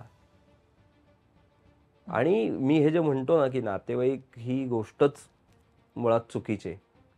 खूप लोकांच्या म्हणजे ज्यांचे आहेत त्यांना देवाची त्यांच्यावर कृपा आहे. खरंय, मोठमोठ्या फॅमिली आहेत. बरोबर, 100% खरंय. हा, एकेका घरात एवढी लोक राहतात, आनंदाने राहतात. भांड्याला लागलं की आवाज येतोच, बरोबर. पण ते एकत्र असतात. पण जी एक घाणेरडी वृत्ती असलेली लोक असतात बघ की अरे अच्छा आता त्याचे वडील गेले का, आता बघू ना काय करतोय हा. अशी खूप लोक बघितली आहेत. म्हणजे मी एक गंमत सांगतो. बाबांचे एक जुने मित्र होते. रोज यायचे बाबा गेल्यावर, या प्रसाद, काय काळजी करू नको, मी आपलं रोज आपलं ठीक आहे, हो काका चालेल. एक दिवस माझं खरंच फिरलं. मला ते म्हणले काही लागलं तरी सांग. म्हटलं काका आता हे जे राहतोय ना आम्ही, ह्या घराचं लोन आहे, तर मी त्याची तुम्हाला आउटस्टँडिंग अमाऊंट सांगतो, ती फक्त तुम्ही SBI मध्ये जाऊन तेवढी भरा, मी बाकी काही नको मला. अरे नाही तसं नाही. म्हणलं अहो जे लागतंय तेच सांगतोय, तेवढं तरी करा. त्यानंतर परत कधी दिसले नाहीत. अरे बापरे. त्याच्यामुळे मी हे सगळे अनुभव घेतले. मग बोलायला येतात फक्त बोलायला येतात आणि मजा घेतात लोक. सगळ्यात घाणेरडी गोष्ट ती आहे की एखादा माणूस खचतोय ना तर तो अजून कसा खचेल ही बघण्यात लोकांना काय आनंद मिळतो मला माहिती नाही. सो ह्या सगळ्या गोष्टीतनं मी पुढे आलोय. मग मी परत काम चालू केलं. तेव्हा असं एक आता ऑब्व्हियसली आईकडे तर बघायचं होतं, पण ना बॅक ऑफ द माइंड प्रसाद असा विचार होता की आता परत सगळं सुरू करायला लागेल की काय शून्यापासून मुंबईत जाऊन. कारण नाही, हा चांगलं विचारलंस तू. पण मला हे ना परत सांगतो, मला हे डोक्यात आलंच नाही की आता मी परत नोकरी करू का किंवा आता मी काय करू. मला फोन येत होते कामाचे. मी आईला अक्षरशः विचारायचो आई जाऊ का, पण तिचा चेहरा मला बघवायचा नाही अक्षरशः. कारण की मला माहितीये मी 2 तास खाली गेलो तर आल्यावर आईचा चेहरा कसा असाय. फेसबुक वगैरे बघतो बघ, 80s 90s मधले आम्ही आहोत. आमच्या काळात हे होतं, मोबाईल नव्हते. आमच्या काळात आम्ही ह्या गोष्टींशी खेळायचो. त्या काळातली आई होती. त्यामुळे तिला बाकीच्या बाहेरच्या गोष्टी गरजच पडली नाही. तिला फक्त घरातली लोक 4 नातेवाईक एवढ्यात ती आनंदी होती. आणि त्यात हे घडल्यामुळे आईला थोडंसं, आणि मला माहिती होतं की मी जर गेलो असतो ना निघून, तेव्हा मी करिअर करत बसलो असतो ना तर कदाचित मी आईला लवकर गमावलं असतं. 2016ला माझं 14 नंतर 2-3 सिरियल झाल्या. मग परत मी नकळत सारे घडले सुरू केलं स्टारला. तेव्हा पण एक गंमत, आईने माझं हे बघितलं होतं लुक, ब्लेझर आणि हे सगळं तिला आवडायचं, असं छान वाटलं पाहिजे. माझा टेलिकास्ट 21 तारखेचा होता, नोव्हेंबर, आणि 15 नोव्हेंबरला आई गेली. परत सेम. परत म्हणजे मी असं झालं ना की रिॲक्ट काय होईल याच्यावरती. म्हणजे मी आत्ता बोललो आईशी की मी येतोय, 1-2 दिवसाची गॅप आहे, मी येऊन जातो, तुला सगळं दाखवतो. सगळं बोलणं झालं, सगळं झालं. 15 तारखेला आई गेली रात्री. म्हणजे बाबा गेले अगदी 4 वर्षातच. 4-5 वर्षात आई गेली. 4-5 वर्षामध्ये. बापरे, कठीण असतं ना अशा वेळी आपण स्वतःला मेंटली. तुला गंमत सांगू का, आणखीन एक त्याच्या वेळेस अनुभव असा आला मला की मला फोन आला चॅनलमधनं की प्रसाद तुला कामाची गरज नाहीये आणि तुझ्या तारखा मिळत नाहीत अशी कंप्लेंट आहे. म्हणलं काय, तुम्हाला काहीतरी गैरसमज आहे. म्हणलं मी पुण्याला आलो. हो म्हणे माहितीये मला, चॅनलमधनं वरून फोन आला होता. तर म्हणलं ताई असं नाहीये विषय, माझी आई गेली. अरे म्हणे ही न्यूजच नाही आमच्याकडे, हे आम्हाला माहीतच नाहीये. तर मी माझ्या आईच्या 14व्याला इथे येऊन शूटिंग केले मुंबईत. हो, नकळत सारे घडलेलं. बापरे. ते 14व्याला नाही, 13व्याला शूट केलं. 14व्याला येऊन 13वा-14वा एकत्र केला. कारण मला माहिती होतं मी जर आत्ता परत थांबलो तर परत आपल्या मागे 100 लोक उभी आहेत. बरोबर. आणि खरं सांगतो ह्यात काही चुकीचं नाहीये, हा बिझनेस आहे. बरोबर आहे. तू नाहीयेस, तुला वेळ नाहीये, 10 वेळा विचारेन, 11व्या वेळेस मी दुसऱ्याला घेऊन मोकळा होईल. मग शेवटी ते आपल्या गोष्टीत, पर्सनल गोष्टी किती वेळा तुम्ही आणणार मध्ये. त्याच्यामुळे मी तो त्या दिवशी घेतला डिसिजन की नाही, आपल्याला जावं लागेल, पर्याय नाही. तेही केलं. म्हणून मी का सांगतो, मी एवढा का शांतपणे विचार करतो, कारण की मी ना सगळं बघितलंय. आणि मला कधी कधी ना आत्ताचे नवीन म्हणजे मी काय मोठा नाहीये, पण एक 5-10 वर्षाचा अंतर असलेले जे नवीन येतात ना हल्ली काम करायला, खूप वेळा मला त्यांच्याकडे बघून असं वाटतं की अरे तुम्हाला वाटतं एवढं सोपं नाहीये आयुष्य, एवढं हलक्यात नका घेऊ. कारण की ना खूप लोक मी बघतो, आजची बियर निघाली ना आपलं भाडं निघतंय ना. कामाच्या दृष्टीने, पुढच्या दृष्टीने शून्य. या. आणि मध्ये ना मी एक मला अनुभव आला. माझ्याबद्दल असं सांगितलं गेलं होतं की हा रेल्वेत नोकरी करतो. मी विसरलो. मी काय डोक्यात ठेवून ते मी लेटर घेतलं होतं बरोबर, की लोकांना असं वाटेल की हा उगाच बडबडतो. माझ्याकडे लेटर आहे की तुम्ही लवकर जॉईन करा. 3 वेळा मला लेटर आलं रेल्वेमध्ये बाबांच्या नंतर. जागेवर मी जाऊन आलो, सगळं झालं. मला कल्चरल मध्ये घेतो वगैरे सगळं सांगितलं होतं. पण ते जमत नाही ग, सगळं जॉब आणि हे क्षेत्र नाही जमत. तर माझ्याबद्दल असं सांगितलं गेलं होतं की त्याला, तो इथे नाही काम करत इंडस्ट्रीमध्ये. म्हणजे जो मधला काळ गेला ना तेव्हा. तर मी बऱ्याच लोकांना भेटायचो की असेल तर सांगा जरा, थोडं असं असं आहे, पण मी करीन ऍडजस्ट. तर मला फोनच यायचे नाहीत बरेचदा. मग मला काही लोकांनी सांगितलं की अरे असं असं तुझ्याबद्दल ऐकलंय, तर हे कितपत खरं आहे. म्हटलं नाही, मी जॉब नाही करत आहे रेल्वेमध्ये, मी काम शोधतोय. मग त्या गोष्टी बदलल्या. तर बऱ्याच लोकांचा असा समज होता की अरे हा रेल्वेत काम करतो. मी रेल्वेत नव्हतो काम करत, मी कधीच रेल्वेत काम केलेलं नाही. मला जॉब आला होता, मी तो घेतला नाही. त्याच्यामुळे आपल्या इथे ऐकायला एक येतं, बोललं एक जातं, बरोबर आहे, त्याचे अर्थचार निघतात आणि पटकन विश्वास पण ठेवला. हो असं आहे का? विश्वास तर एक मिनिटात ठेवला जातो. 1 मिनिटात. आई ग. पण या सगळ्यात प्रसाद मला सांग, तू ऑब्व्हियसली तू आईला सांभाळलंस एवढ्या तिच्या कठीण फेजमध्ये, आणि त्याचबरोबर अभिनयाचं ही जर्नी सुरूच होती. स्वतःच्या मेंटल हेल्थकडे तू किती लक्ष द्यायचंस त्यावेळी, किंवा अजूनही देतो? तेव्हा कधीच नाही दिलं. नाही, फक्त ड्रेन आउट करतोय, काम सांभाळतोय घरच्या. मी खरं सांगू, बाबा गेल्यानंतर 2 का 2.5 वर्षांनी मी रडलो. हो. म्हणजे बाबा ज्या दिवशी गेले त्या दिवशी ऑब्व्हियसली समोर ठेवलंच होतं, तेव्हा तर सगळेच रडणार. पण जे असतं ना की अरे मला माझे वडील गेले, तर मी 2.5 वर्षांनी रडलो. मला तो मध्ये वेळच मिळाला नाही. कारण मी रडत बसलो हे आईने जर बघितलं असतं तर संपलं असतं. आणि खरंच परत परत मी सांगतो ना, कोणी येत नाही. आणि तुम्ही जर त्यावेळेस उभे नाही ना राहिलात तर तुम्ही आयुष्यात कुठे उभे राहू शकता. बरोबर आहे, तेच दुःख कुरवाळत बसल्यासारखं होतं. त्याच्यामुळे मी जवळजवळ 2.5 वर्षांनी रडलो होतो. आणि आई गेल्यावर तर मी रडलोच नाही. म्हणजे मी खोटं सांगत नाही. मला यशचा फोन आला की प्रसाद तू कुठे आहेस, आईला हे ट्रीटमेंट चालली. मला आता कळलं मला की हा खोटं बोलतोय. तर मीच त्याला परत 10 मिनिटांनी फोन केला आणि मी त्याला विचारलं, खोटं नाही सांगत, की यश खरं सांग, मला सगळं नीट आहे का, आई गेली? तो म्हणला तू ये. तर तो रडायला लागला. म्हणलं मला खरं सांग, तू ये, एवढंच चाललं होतं. तर मी मुंबईतून निघाल्यावर मी फोन स्विच ऑफ केला, कारण मला कळलं होतं काहीतरी विचित्र आहे. पुण्यात गेल्यावर फोन केला आणि मग पुढच्या गोष्टी केल्या. बापरे प्रसाद, केवढं काय काय घडून गेलंय. नाही म्हणजे काय होतं ना, मला या बाकीच्या सगळ्या गोष्टी खूप क्षुल्लक वाटतात. त्यामुळे की, आणि मी परत परत देवाकडे खरंच सांगतो, मी सांगतो की माझ्या आयुष्यात घडलं ते कोणाच्या आयुष्यात घडवू नकोस. कारण मे बी माझ्यावर तुझी कृपा आहे म्हणून मी यातनं निघालो. खूप लोक नाही उभे राहू शकत, कारण वडील गेल्यावर लोक वर बघायलाच मिळत नाही कोणाला. एवढं ओझं असतं प्रत्येक गोष्टीचं. त्यामुळे तुम्ही नाही उभं राहू शकत त्यातनं.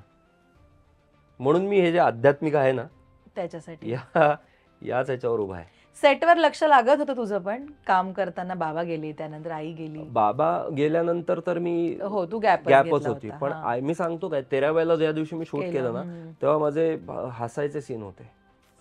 आणि सेटवरती गेल्यावर हरीश दुधाडे ना, हरीशला फक्त माहिती होतं की प्रसादची आई गेली. बाकी अख्ख्या सेटला कळलं पण नाही की काहीतरी घडलंय असं. आणि पहिले कसं असतं माहितीये का, आपल्याला हे माहीतच नसतं की आपले आई वडील गेल्यावर आपण कसे रिॲक्ट होणार आहोत, का कोणाला माहिती असतील ह्या गोष्टी. त्यामुळे मला ना हे पहिले बाबा गेल्यानंतर मी हे सगळं बघितलं होतं ना, की तुझं दुःख तुझ्या जवळ आहे. मला आता तुझ्या वडिलांबद्दल जे तुला वाटतं ते मला वाटणार नाही ना. मला एवढंच वाटेल की नाही हिचे वडील आहेत. बरोबर. माझ्या वडिलांबद्दल जे वाटतं ते मलाच वाटणार. त्याच्यामुळे मी ते इतकं डोक्यात फिक्स केलं ना की तू रडू नको 10 लोकांसमोर. आणि माझा जो, मी सारखं सांगतो, जो मित्र आहे ना यश, तो म्हणजे मानलेला भाऊ आहे माझा. त्याने मला एक चांगलं वाक्य सांगितलं जेव्हा सगळं झालं, बाबांचं वगैरे सगळे नातेवाईक वगैरे. तेव्हा म्हणलं प्रसाद एकच सांगतो, होईल सगळं व्यवस्थित, मी आहे, काळजी करू नको, फक्त कोणाला खांद्यावर हात नको टाकून देऊस. मला तेव्हा कळलं, तू काय म्हणतो, नाही नाही खूप लोक सांत्वनाला येतील तुझ्या, की काय रे आम्ही आहोत रे. खांद्यावर कोणाला हात टाकून देऊ नकोस, तो तेवढाच असतो, पुढे काही घडत नाही. ते माझ्या डोक्यात इतकं बसलं ना, आणि मी सगळ्यांशी व्यवस्थित बोलायचो. गेल्यावर आले ना किंवा ना वाईट झालं, तर लोकांना असं वाटतं ह्याला काहीच वाटत नाहीये. प्रत्येकाला आपलं आपल्याला माहिती आहे आपल्याला काय वाटत असतं. तर त्या सगळ्या गोष्टी मी इतक्या माझ्या आयुष्यातल्या सगळ्या मी शिकत गेलो ना, एक एक एक एक एक. त्यामुळे मला एवढं माहिती आहे की तुम्हाला दिलेलं शरीर धडधाकट आहे. तुम्ही रोज जेवता, तुम्हाला राहायला घर आहे, अंगावर कपडे आहेत, तुम्ही चांगल्या लोकांमध्ये बसता, चांगल्या लोकांशी तुमची कॉन्टॅक्ट होतात, चांगल्या लोकांबरोबर काम करता. ह्याचं रोज त्याला पाया पडून त्याचे तू उपकार केलेस त्याच्या पाया पडा, ग्रॅटिट्यूड रोज करा, केला पाहिजे. बरोबर आहे. तर तो तुमच्याकडे लक्ष देईल. तुझ्या मते तुला रिकॉग्निशन मिळवून देणारं काम कोणतं ठरलं? दोन्ही, पुढचं पाऊल पण आणि देवयानीला जास्त. पुढचं पाऊल मध्ये मला डायलॉगच नव्हते.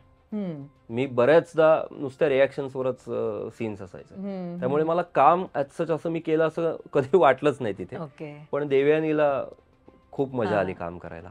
आणि तेच मी म्हणलं ना, त्या काकूंनी खाली हाक मारली, ते देवयानीचं. देवयानी नंतर रिजेक्शन फेस केलंस कधी कामाच्या बाबतीत?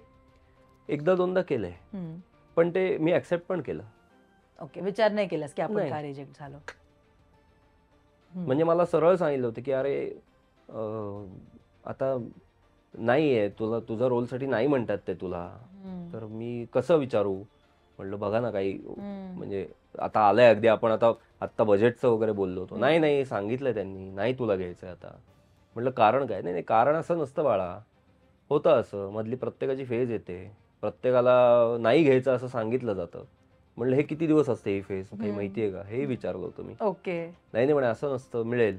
ओके, मग त्यानंतर काहीतरी चांगलं आलं असेल तुझ्याकडे? हो आलं ना. मला बिजेट सगळं फायनल झालं, डेट्स आल्या होत्या, सगळं झालं, आणि मला फोन आला तुम्ही नाही आहात. तू एवढं मला सांगतोयस ना प्रसाद, जेन्युअनली हे लर्निंग आहे की तुम्ही किती पॉझिटिव्ह अप्रोच ठेवून प्रत्येक गोष्टीकडे बघितलं पाहिजे, किंवा होईल सगळं, काय घाई आहे. हे कधी होतं सांगू का? ते पण सांगतो. उगाच आपण बोलायचं म्हणून नाही होत. बोलत तुम्ही खरंच एक दिवस, म्हणजे मला माहिती नाही आता तू देवावर तुझा किती विश्वास आहे, डोळे मीट आणि एकदा त्याला सांग की XYZ गोष्ट आहे, व्हावीत. आणि जर तुझी कर्म चांगली असतील आणि तू कधीच कोणाचं वाईट चिंतलं नसशील, 1,00,000% तुझं काम होणार, हे मी तुला सांगतो. कारण ह्याच बेसिसवरती मी आजपर्यंत आलो आणि ह्याच्या पुढेही जाणार आहे. देवाला सांगा. आणि मुळात तुम्ही काय वागता लोकांशी, आता सेटवर पण किंवा मित्रांमध्ये पण ना, मी म्हणजे मला समवतो माझा ड्रॉबॅक म्हणता येईल की मला ना बसवत नाही की कोणी जर प्रॉब्लेम मध्ये असेल तर. नुसतं आता आपल्याला माहिती आहे मेकअप रूमच्या बाहेर पेट्यांवर पण लोक मेकअप होऊन वगैरे बसतात, ड्रेस आणि हे असं काही कानावर आलं ना, दादा गडबड आहे, काही कळत नाही काय करावं, बळच मी जातो तिथे. काय झालं, काय गडबड आहे, अच्छा ठीक, माझ्याकडनं होतीये का काही मदत, करून टाका, तुम्हाला येते ती फिरून मदत. बरोबर आहे. सर्कल. आता मी जे मागे बोललो होतो, मला हर्षदाताईंनी मदत केली होती. ओके. ती गंमत अशीच घडली. मी काहीतरी केलं असेल ना मागे, ते माझ्याकडे फिरून आलं. कारण मी काय तिला सांगायला नव्हतो गेलो की मला पैसे दे किंवा माझी अडचण आहे. मी पार्किंग मध्ये स्टुडिओच्या फोनवर बोलत होतो. आणि खरंच सांगतो, आम्ही अंबानीची पोरं नाही आहोत की आमच्याकडे पैसे पडून होते. आणि मी तेव्हा बाबांकडनं एकदाही पैसे मागितले नाहीत. आणि ती गंमत सांगतो, मला अनेक वेळा यश अकाउंटमध्ये पैसे भरायचा. हो, अनेक वेळा. म्हणजे किती रुपये, 1,500, 2,000, 500, कधी त्याला घरनं कोणी दिले, बाबांनी दिले, तो माझ्या अकाउंटला भरायचा. का आता हा मुंबईत गेलाय, खायला प्यायला लागतील, बर. यश सारखा मित्र असावा हा प्रत्येकाच्या आयुष्यात. त्याला रिप्लेसमेंटच नाही माझ्या लाईफमध्ये. हवा, तू जेवढं सांगतोयस त्याच्याबद्दल, प्रत्येकाच्या आयुष्यात हवा. हो, प्रत्येकाच्या आयुष्यात हवा. त्याशिवाय तुम्ही, आणि प्रत्येकाच्या आयुष्यात एक पाहिजेच की जो तुम्हाला उभं करतो. बरोबर आहे. आणि मी हे का करू शकतो, कारण त्यांनी मला हे शिकवलं थोडक्यात की प्रसाद असं असं आहे, तर तू, हे ऑटोमॅटिक घडतं. आणि हे सगळं तो बघतो. हे मी परत सांगतो तुला, तुझ्या आयुष्यात येणारा प्रत्येक आणि जाणारा प्रत्येक हा तो ठरवतो. बरोबर आहे. तुम्ही कितीही काही म्हणा, 21वे शतक आहे आणि हे आलं ते आलंय, त्याला नाही तुम्ही चॅलेंज करू शकत.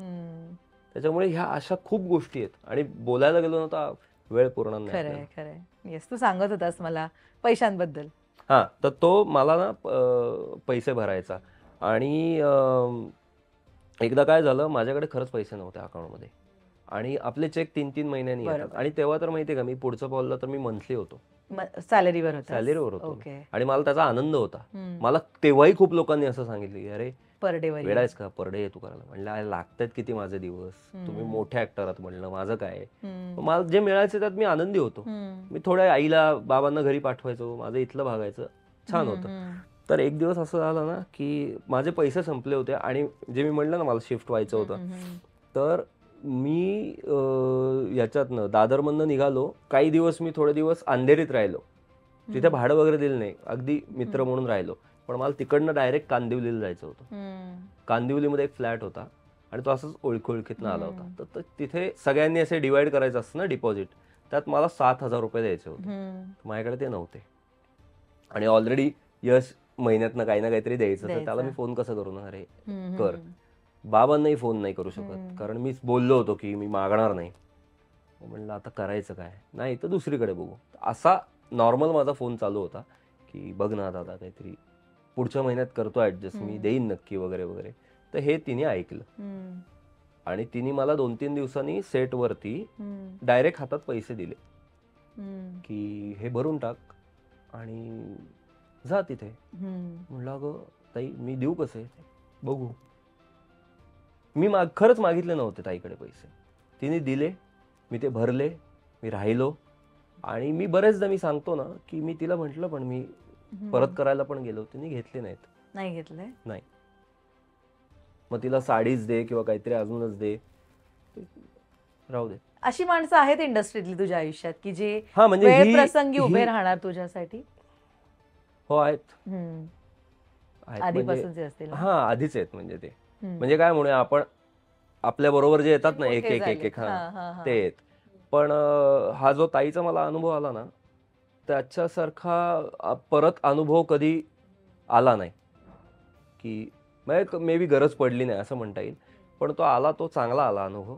आणि नंतर आमचं कधी एकत्र काम नाही झालं, कधी काही भेट नाही झाली, पण तेव्हा तिने ती मदत. पण मी त्यातनं मी शिकलो. मी काय शिकलो की तिने केली तुला म्हणून तू राहिलास, उद्या समोरच्याला गरज असेल तर कर ना मदत. बरोबर. दे समोरच्याला, तो बघतोय, तो तुला परत देईल. आणि मी आता सगळ्या गोष्टी नाही आपल्याला इथे बोलता येणार, पण मला आई आणि बाबा यांच्या जाण्यानंतर असे खूप प्रसंग आले आयुष्यात की मला खूप गरज होती, पैशाची पण असेल किंवा सगळ्याचीच मदतीची. अचानक माझ्यासमोर माणसं उभी राहिली आहेत. म्हणजे मी इथं आत्ता त्यांचे नावं नाही घेऊ शकत, ती मोठी लोक आहेत. त्या लोकांनी मला फोन करून बोलवून मला मदत केली की कळलं आम्हाला असं असं, काळजी करू नको, आम्ही आहोत. आणि मी हा अनुभव घेतलाय की तुमच्या घरातले नातेवाईक सोडून बाकीचीच लोक तुम्हाला मदत येतात. करतात. आणि पैशांचं सोंग आणता येत नाही अजिबात. नाही येत तर नाही येत नाही ते, येत. है ना? आणि मी ना, मला बाबांनी एक चांगली गोष्ट शिकवली होती की ऋण काढून सण करू नकोस. खरंय. तुझ्याकडे गाडी नाहीये की नाही, काय फरक पडणार आहे? बरोबर. लोन घेऊन गाडी का घ्यायची? राईट. म्हणजे आता तू कॅमेरा समोर उभा आहेस किंवा तू आता इथे बसलायस, कोणाला माहिती तुझ्याकडे काय आहे? बरोबर. नाही की नाही? तू ते कॅरेक्टर करणार ना प्ले, तू त्याच्याकडे लक्ष दे. बाहेरनं रिक्षातनं घरी जायचंय ना, जा ना. तुझ्या घरी कोणी नाही येणार आहे बघायला तू काय करतोयस. येतो प्रत्येकाचा दिवस, आणि तो दिवस आल्यावर पण तो शांतपणे व्यवस्थित स्टेप बाय स्टेप आला ना की तो टिकतो. त्याच्यामुळे मी खरंच सांगतो, मी उगाच गप्पा नाही मारत आहे. मी प्रत्येक गोष्टीत हाच विचार करतो की होईल, नक्की होईल. मी आजच्या एपिसोड मध्ये ही गोष्ट माझ्याकडे ठेवणार आहे की होणार. म्हणजे उगाच आपण या कॉम्पिटिशनच्या मागे इतकं पळत असतो ना की अनेकदा विसरायला होतं की आपलं स्वतःचं पण असं काहीतरी अस्तित्व आहे. किती कॉम्पिटिशन मध्ये आपण तरायला जाणार. नाही कोणी. आणि ना हल्लीच्या काळात पण ना टायमिंग्स, आणि आपल्या फील्डमध्ये तर ना टायमिंगचं तर काही राहिलं नाही. खरंय. आता खरंच सांगतो, लोकांनी ना स्वतःच्या तब्येतीकडे लक्ष दिलं पाहिजे. खरंच खूप गरजेचं आहे, कारण बोलता बोलता काहीही होऊ शकतं.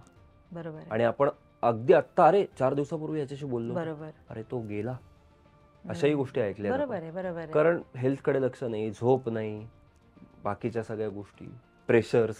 म्हणून मी म्हणलं ना, खूप लोकांना, खूप कमी लोकांना हे कळतं की उगाच दाखवायचं म्हणून करू नये. बरोबर. त्याचं प्रेशर एक ना एक दिवस ते येतच, साठतच ते कुठेतरी.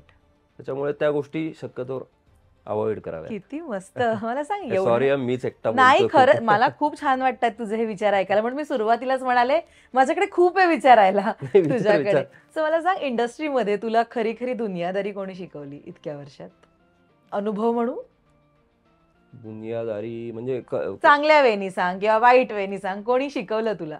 नागेश भोसले आहेत ना, हा मी देवयानी करत होतो, हा तर नागेश दादा आणि मी खूप गप्पा मारायचो मेकअप रूम मध्ये. हम्म. खूप म्हणजे खूप गप्पा मारायचो, कुठलाही विषय चालायचा आम्हाला. हा तर एकदा ते बोलताना एक छान वाक्य बोलले होते, मला ते खूप लक्षात राहिलं हम्म. की आपण काय आहोत, आपले काय त्यांची तू भेटली असेल हो ना, हो ते कसे अनेकदा बोलतात माहितीये ना? अनेकदा. हा काय काय चाललंय असं बोलायचं ते बरेचदा. हम्म. तर म्हटलं दादा आता काय पुढचं काम कसं, आता हे करताना कसं बघावं की नवीन कॅरेक्टर घेताना काय बोलावं. हम्म. सगळं येत रे, काय काळजी करू नको, सगळं व्यवस्थित होतं. फक्त ना कधी मिळालं ना तर आपण आधी आयुष्यात काय केलंय हम्म. हे बघ बोलताना. कारण बरेचशी नवीन लोक आहेत ना, एवढंच अर्ध्या हळकुंडात पिवळी होतात. बरोबर आहे. तर मागे वळून आधी बघ की आपण किती पुढे आलोय हम्म. आणि मग बोलायला जा. त्याच्या तोपर्यंत तोंड उघडू नकोस तुझं. त्यावेळेस मला ते इतकं पटलं ना की बरीचशी लोकांना काही अनुभव नसतो, बरोबर. काहीतरी विषय मिळाला सुरू. मी त्या दिवशी ते एक मला डोक्यात बसलं की अरे हे किती छान आहे, आपण आत्ता उभे आहोत, इथून मागे आपला काय प्रवास आहे, आपण किती केलंय ते आधी चेक कर. तू कोण आहेस ते असं ते बोलताना त्यांची पद्धत आहे, कोण आहेस तू ते आधी बघ आणि मग बोल. तोपर्यंत बोलू नकोस, नाही तर लोक तुझी चेष्टा करतील. मला ते खूप पटलं त्या दिवशी की साहजिक आहे ना आपल्याला. आणि माझा ना पहिल्यापासून स्वभाव आहे, ज्यातलं कळत नाही ना ते मान्य करा. बरोबर. खूप लोकांना सवय असते, कॅमेरा हा मला माहिती आहे ना, लेन्स हा माहिती आहे मला, सांग कुठली, नाही आत्ता बदलली वाटतं. अरे मग माहित नाही तर नाही म्हण ना, नाही म्हण. कशाला सगळ्यातलं माहिती असलं पाहिजे असं काही नाहीये. नियम नाहीये. नाही राईट. बरोबर आहे. खूप लोक आहेत असे. पण हे एक मला दादांकडनं मी शिकलो. आणि ते लक्षात ठेवलंयस लक्षात तू. ठेवलंय, ते हो. एवढा चांगला सल्ला आहे तो, आयुष्यभर पुरेल एवढा सुंदर सल्ला आहे तो. आणि त्यांचं पण एक सांगायचा किस्सा, माझं जेव्हा बाबा गेल्यानंतर आमचं ना एक रत्नागिरीला घर आहे, तर त्याचं जस्ट नवीन होम लोन केलं होतं. आणि तेव्हा खरंच कामच नव्हतं ना, काम नव्हतं. मी शोधत होतो. तर तो एक माणूस आहे, म्हणजे मी हे पहिल्यांदा बोलतोय की मला ते म्हणले होते प्रसाद तुझा अकाउंट नंबर दे. म्हणलं का दादा, काय तुझा हप्ता किती आहे. म्हणलं असं असं आहे. ठीक आहे मग वर्षभराचे पैसे भरून ठेवतो. वाव. हे खरं आहे, मी खोटं नाही, तुम्ही त्यांना फोन करून विचारा. हे पृथ्वी थिएटरमध्ये बसलो होतो आम्ही, तेव्हा बोललेत. मी त्यांना असंच भेटायला गेलो होतो. तू का काळजी करतो, करू आपण.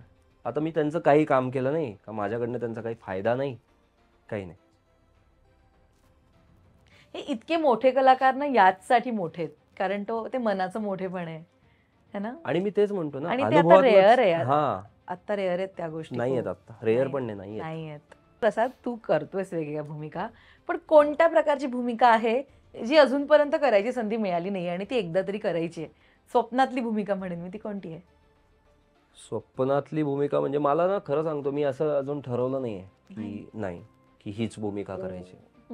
कारण तेवढं काम केलेलं नाही आज आपण, उगाच मी पण त्यातून बाकी आहे यायचं. खूप आहे, खूप आहे. काही येऊ शकतं तुम्हाला. माझं म्हणणं आहे की देवाने मला तितकं केपेबल ठेवावं की मी येणारी प्रत्येक भूमिका करू शकेन. आणि मी निगेटिव्ह का करतो ह्याचं दुसरं कारण सांगतो तुला. निगेटिव्ह मध्ये तुम्ही जे कराल ते लोकांना आवडतं. निगेटिव्हला साचा नसतो, बरोबर, एक ठरलेला कॅरेक्टरचा. त्याच्यामुळे निगेटिव्हला तू पाहिजे ते करू शकतेस आणि ते तुझ्या पद्धतीने करू शकतेस. फक्त ते कसं करायचं, काय करायचं हे सांगायला डिरेक्टर असतोच. बरोबर.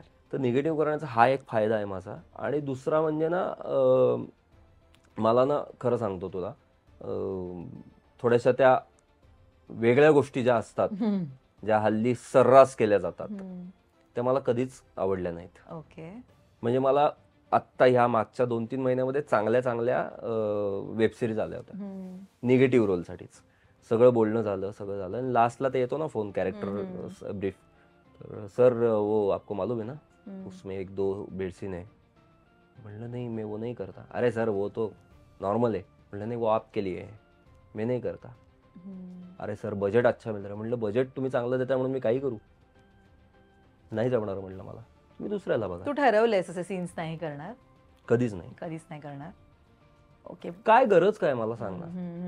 म्हणजे मी लहानपणी मोठा घास घेतोय, पण मागे आपल्या मागे जी मोठी फळी आहे मराठीतलं बोलतोय मी आता, अशा मराठीतल्या मागच्या चांगल्या फिल्म काढा, मोठ्या मोठ्या, ज्याच्यामध्ये अशोक मामांसारखी मोठी लोक आहेत, लक्ष्मीकांत बेर्डे आहेत, सचिन पिळगावकर, कोठारे यांनी ज्या इंडस्ट्री टिकवली ना मधली, यांनी कुठे केलं हे सगळं?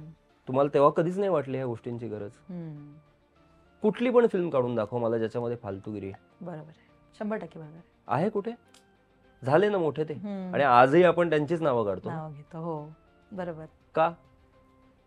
सिंपल आहे ना, शेवटी तुमच्या थिंकिंग प्रोसेसवर आहे तुम्हाला काय करायचं आहे. आणि माझं म्हणणं आहे की आज मी एकटा आहे असा, 2 मिनिटं असं बघ 100 ऍक्टर आहेत, त्यातला एकटा प्रसाद लिमये म्हणतो की ही छपरीगिरी मला करायची नाही. आज ते वाटेल की हा ऑड आहे, उद्या दुसऱ्याला वाटेल. असं करत करत 100 लोकांना जेव्हा वाटेल ना, तेव्हा या गोष्टी बंद होतील ना. बंद होते. मी सुरुवात केली आहे, मला नाही करायचं, मला नाही आवडत, तर ते जाऊन बोल. आणि हल्ली खूप सर्रास चाललंय. हो हो हो. वेब सिरीज तर इनकम्प्लीट वेब सिरीज म्हणजे वेब सिरीजच्या ह्याच्यावरती काही कोणाचा अंकुश नाहीये. देयर इज नो सेन्सॉर ना, नाही, सेन्सॉर प्रकारच नाहीये तिथे हे सर्रास चालतं. आणि अरे एवढंच आहे ना ला आणून ठेवलंय ते एवढंच नसतं. माझं म्हणणं आहे की मी चांगलं काम करतोय, मी ऍक्टर आहे, आणि मुळात मी खरं सांगू का, मी थोडं जास्त बोलत असेल कदाचित, पण ना एक कलाकार किंवा एक अभिनेता ही तुम्हाला देवाने दिलेली एक देणगी आहे, कला आहे ना, बरोबर. ही कला आहे ना, तुम्ही त्या कलेचा अपमान करता, असं माझं मत आहे. कारण ज्या गोष्टींची गरजच नाही, पूर्वी नाही का गुलाब दाखवायचे की फुलाला फुलं, लोक तेवढी आहेत, डोकं आहे त्यांना की गुलाबाला गुलाब लावला म्हणजे काय आहे, अहो काय हे सांगायची गरज नाहीये, ते कळतं. मग हे गुलाब ते 2 काय करतात हे दाखवायची गरज काय आहे? सिंपल आहे. नाही स्क्रिप्टची गरज असेल तर मी हे करू शकतो. मुळात अशी कुठलीच स्क्रिप्टची गरज नसते. माझ्या अंदाजाने रेप सीन दाखवणार नाहीत तोपर्यंत, बरोबर आहे. बरं, रेप सीन सुद्धा काही काय म्हणतो अतिप्रसंग केला, त्या मुलीला धरलं, इथपर्यंत कळतं पुढे काय घडणार आहे, काय गरज आहे. बरोबर आहे. मी हे सगळं का बोलतो माहितीये का, की पुढे जाऊन आज माझं लग्न नाही झालं, समज माझं लग्न झालंय, माझी 2 मुलं आहेत, माझा भाची आहेत, माझी घरातली लोक आहेत, त्यांना मी सांगतोय की मी मुंबईत राहतोय आणि मी काम करतो. मी काय काम करतोय हे, आणि ते त्यांच्या लोकांना म्हणजे हे भाची मैत्रिणींना मित्रांना काय सांगणार, माझा मामा नाही, पण ते तुम्ही बघू नका. मग काय राहिलं तुम्ही ऍक्टर म्हणून तुमचं? बरोबर. घरातल्या सगळ्यांसोबत तुम्ही नाही बघू शकत, काहीच नाही ना. Right right. तुम्हाला तुमची काहीतरी पद ठेवायला पाहिजे नाही का अभिनेता म्हणून. आणि उगाच मग थिएटरमध्ये गेलं की ते ह्याला पाया पडायचं नटराजाला, आणि मग नाही, वेगळंच असतं ते. हे करा आधी. मी सल्ला नाही देते, मी माझं मत मांडतो. नाही, पण मला तुझे हे बोल्ड विचार खूप आवडले प्रसाद. याबद्दल ना कोणी बोलायला मागत नाही, हा विचार करून की आपण पटकन बोलून बसलो, आणि उद्या कोणी काम देताना ह्या सगळ्या गोष्टी विचारात घेतल्या तर ते हातातलं काम जाईल. एक्झॅक्टली. मला नका घेऊ, म्हणजे ह्यासाठी मला करायचंच नाहीये. बघ बाबा, तुला चांगला रोल मिळत होता, 2 असे सीन होते, नाही मिळालं, बरं झालं, मी चांगलं काम करेन. छान काहीतरी. मला ना ड्रीम रोल असं नाही म्हणणार मी, पण ना एखाद्या छोट्याशा मुलीच्या वडिलांचा मला रोल करायचा. किती छान. म्हणजे जी अगदी छोटीशी, मला आवडेल तो रोल करायला. आणि काय माहिती, मी लहान मुलांमध्ये खूप रमतो, खूपच रमतो. म्हणजे मला अवंतीला, म्हणजे माझी जी भाची आहे, म्हणजे तिचे वडील US ला होते जेव्हा तिचा जन्म झाला, तेव्हा मी, ताई आणि यश, आम्ही 3-4च होतो. बाबा पण नव्हते, नेमके गावाला गेलेले. त्यामुळे पहिल्या दिवशी जे ट्रेमधनं आणतात ना, त्या दिवसापासून पुढचं सगळं मी केलेलं आहे. किती गोड. त्यामुळे मला ती सगळी प्रोसेस मी बघितलेली आहे. अनेक वेळा ताई आणि आई अवंतीला माझ्याकडे सोडून जायच्या घरी, आणि ती राहायची तुझ्यासोबत. वाव यार, किती मस्त. म्हणजे काही दिवसांत असं व्हायचं, ती आईला आणि बाबांना बाय म्हणायची, तुझ्याकडे राहायची. क्या बात, खूप मस्त झालेलं आहे. आणि प्रसाद, मला तुझे विचार खूप आवडले. तुझी गोष्ट कमाल आहे. जी तू आता म्हणलास ना, ज्या प्रकारचं काम करायचं ते लवकर तुला मिळू दे. छान. आणि आपण पुन्हा त्या निमित्ताने सुद्धा गप्पा मारू. पण थँक्यू सो मच, तू आज वेळ दिला, इतक्या छान गप्पा मारल्या. Thank you so much. आणि ऑल द व्हेरी बेस्ट. फक्त जाता जाता मला सांग, तुझ्या गोष्टीतल्या त्या कोणत्या लोकांना तुला थँक्यू म्हणायला आवडेल या निमित्तानं, ज्यांच्यामुळे तू आज तरलायस? खूप आहे अगं लिस्ट. तरी त्यातल्या त्यात कोणाकोणाला थँक्यू म्हणशील? सगळ्यात आधी आई बाबा, आई बाबा. त्यांच्यामुळे मी होतो. महाराज, यश, हम्म. माझ्या आयुष्यात आलेल्या आरेकर काकू, सॉरी मी मध्येच बोलतो त्यांच्याबद्दल. माझ्या SOTC मध्ये अमेय आरेकर म्हणून माझा मित्र आहे. हम्म. त्याची आई कमी आणि माझी आई जास्त आहे. हो. तर मधल्या ज्या काळामध्ये जे मी म्हणलं नातेवाईक सोडून बाकीचेच लोक मदत करतात, तर मला वाटतं 14-15 नंतरच्या बराचसा काळ, 1.5-2 वर्षाचा काळ मला त्यांनी ठाण्यामध्ये त्याचं घर फुकट दिलं राहायला. आणि त्याचे आई बाबा असायचे, म्हणजे काका गेले आता, पण त्या लोकांनी ना माझ्यावर मुलापेक्षा जास्त प्रेम केलं. मी तिथं गेलो की मी 2 दिवसात रोळतो, कुठेही कोणाकडे गेलो की. मग घरातलं सगळं आवरणं, पूजा करणं सगळं मीच करायचो. तर मग काका, मी, काकू, मीच त्यांचा मुलगा, असेच आम्ही राहायचो. आणि मी एकदा दोनदा त्यांना म्हणलं, काका MSCBचं बिल आता मी भरतो. मला म्हणलं, मग बॅग भरून बाहेर हो, अय्यो, तुझ्या चांगल्यासाठी आम्ही हे करतोय. आमच्याकडनं, मी तुला सांगतो ना, जी मदत तू एकाला कर, तो पुढच्याला करेल, हे मी खूप अनुभवलंय. त्याच्यामुळे त्यांना एक मी थँक्यू म्हणेन. आणि आणखीन आई बाबाच मेन. Once again thank you so much. आणि तुला जर्नीसाठी पुढच्या खूप शुभेच्छा. All the best Prasad. Thank you so much.